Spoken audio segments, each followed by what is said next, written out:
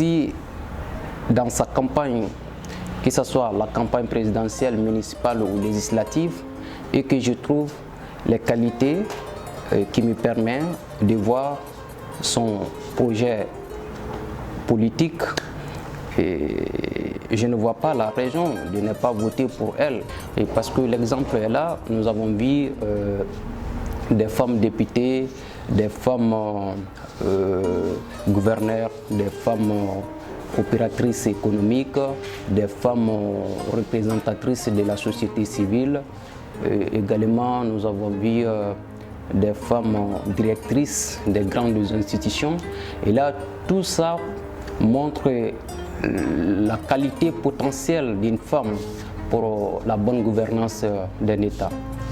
Et là, il y a certains pays où les hommes ont échoué et que la femme, dès son arrivée au pouvoir, elle a pu mettre le pays en marche. Pour moi, les femmes ont la même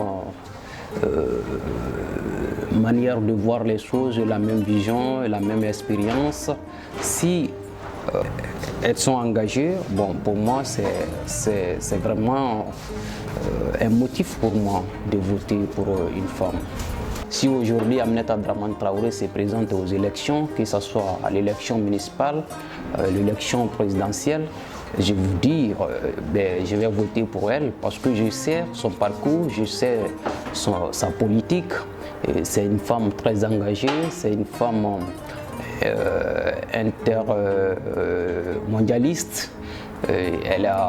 J'ai suivi beaucoup de ses débats, je vois qu'elle a une idée panafricaniste et qui a un projet pour moi qui peut aider le Mali à sortir de ce fléau. Et la femme, elle n'est pas écartée dans la scène politique. Elles ont les mêmes esprits que nous. Et là, moi, la femme, je ne vois pas la raison qui peut m'éviter de voter pour une femme. D'abord, on regarde les projets de politique des candidats. Donc, on voit quel candidat a la bonne politique pour gérer mon pays, pour mieux gérer mon pays.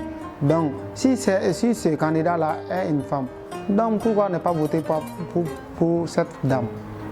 Pour moi, pour une bonne gestion d'un pays, ce n'est pas une question de sexe, au fait. Sinon, non, ni une question de sexe, ni une question de parcours scolaire. En fait, c'est une question de compétence, une question de bonne politique, une question de dignité, une question d'amour de sa patrie. Aussi une question de parcours, parce que déjà les candidats, on connaît leur parcours. On ne peut pas voter pour un candidat sans chercher à connaître le parcours du candidat et puis sa politique. Donc, quand je vois que la dame arrive à me convaincre par son parcours ou par sa politique, pourquoi ne pas voter pour elle?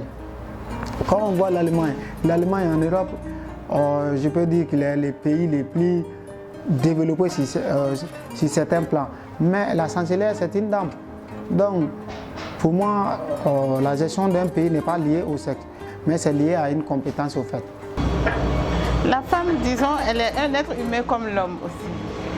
Et elle a la mentalité d'un être humain. Et elle réfléchit comme l'homme peut réfléchir. Donc si l'homme peut aller à un niveau, pourquoi pas la femme?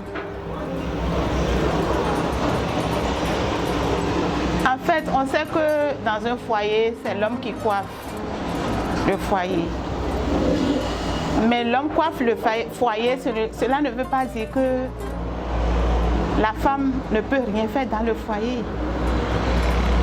Disons même que c'est la femme qui coiffe, c'est la femme qui dirige un foyer. Et si la femme dirige le foyer, pourquoi pas la femme ne peut pas diriger un pays? La façon dont l'homme dirige un foyer. C'est Dieu qui a dit seulement que l'homme est à la tête. Sinon, en fait, en dessous, c'est la femme qui dirige le foyer. Donc la femme qui dirige le foyer, elle a un niveau d'intellectualité élevé. Je pense qu'elle peut diriger un pays. Elle a toutes les facultés de diriger un pays comme l'homme. Nous pouvons constater qu'il y a deux genres de candidatures aux élections. Il y a la candidature féminine et la candidature masculine. Donc en allant de ce principe et du principe de la légalité entre l'homme et la femme, nous pouvons dire que la femme peut jouer pleinement le rôle dont on confie à l'homme. Donc il n'y a pas de discrimination à ce niveau et je peux vous dire que c'est la compétence intellectuelle qui est recherchée. Et donc une femme qui est à mesure de pouvoir faire ses études et aller jusqu'à un certain niveau, pourquoi pas se présenter aux élections si elle est en mesure de remplir les conditions qui lui sont demandées. Donc en résumé, c'est juste pour vous dire que la femme et l'homme, il n'y a pas de distinction de genre. Ce que l'homme peut faire, la femme peut évidemment faire ça. Tout dépend de la compétence intellectuelle.